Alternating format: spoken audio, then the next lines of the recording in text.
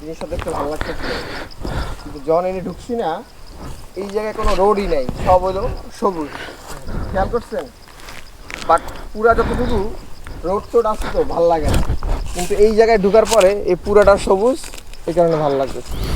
ঠিক আছে, ভালো কিন্তু লাগছে। মানে আপনার কথাটা বুঝছেন কিনা, আর আমাদের একটা মানে কনফিডেন্স এরকম যে ধরেন মানে এখন পর্যন্ত যে ওই রকম কোনো অপ্রীতিকর পরিস্থিতি কখনোই হয় নাই। আর আমি সিলেটে আসছি বেশ কয়েকবার, তো আমরা কি করতাম, সবসময় নিরিবিলি জায়গা যাওয়ার চেষ্টা করি। ধরেন স্বাভাবিক সবাই তো যতটুকু যাইতে পারে, আমরা একটু বেশি যাওয়ার ট্রাই করি।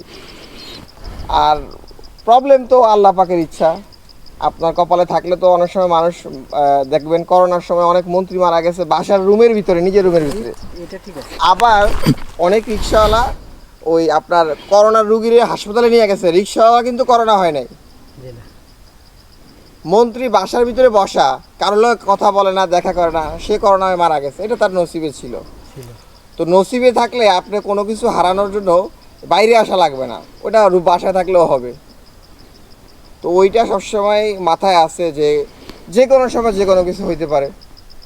এরপরেও মানে আমরা তো বুঝতে যাই না পারছেন শুই কি? না, আমরা ঠিক আছে আপনার কথা জানছি, আমরা তো যাই না শুই না একজন রে না, না, দেখাও যদি আপনার বাধা না দেয়, বিপদে ফেলতে পারে না। না, বিপদে না, আর ফেলতে পারে এমনি না। তো এই কারণ জায়গাটা আমি হচ্ছে হইলাম কি, আপনাদের অফিসিয়ালি হিসাব অনুযায়ী এইটুকু হচ্ছে মানে আসা যাবে না।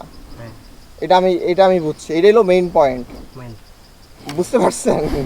ধন্যবাদ আপনাকে। চলেন।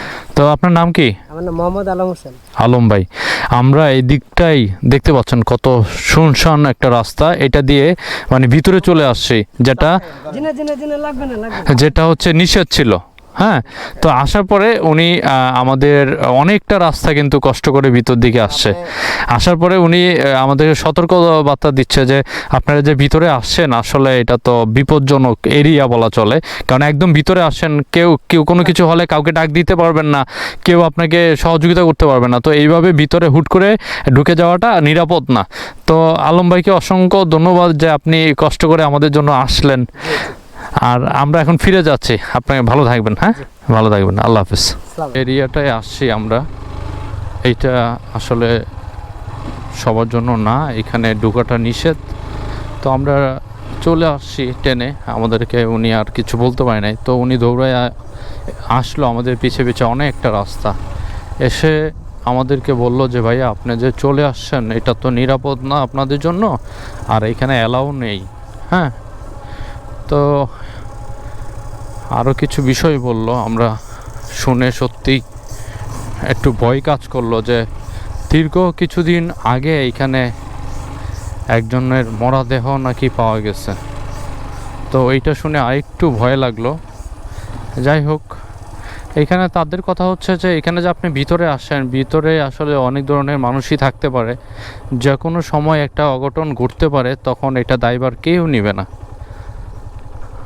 তো আমরা সত্যি অসাধারণ একটা জায়গা দেখে আসলাম। ওমা, এইখানে একসাথে দেখেন কতগুলো গরু চড়াচ্ছে রাখাল। হ্যাঁ, একটা দুইটা না, অনেকগুলো। পাহাড়ের প্রচুর পরিমাণে ঘাস, আর যেগুলো হচ্ছে এখানে এই গরুগুলো। ভালো লাগলো দৃশ্যটা। তো আমাদের অনেকটা রাস্তা এখনো যেতে হবে সামনের দিকে।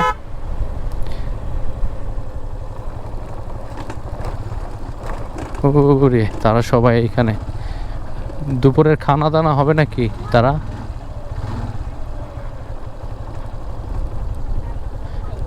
পান খাচ্ছে সবাই।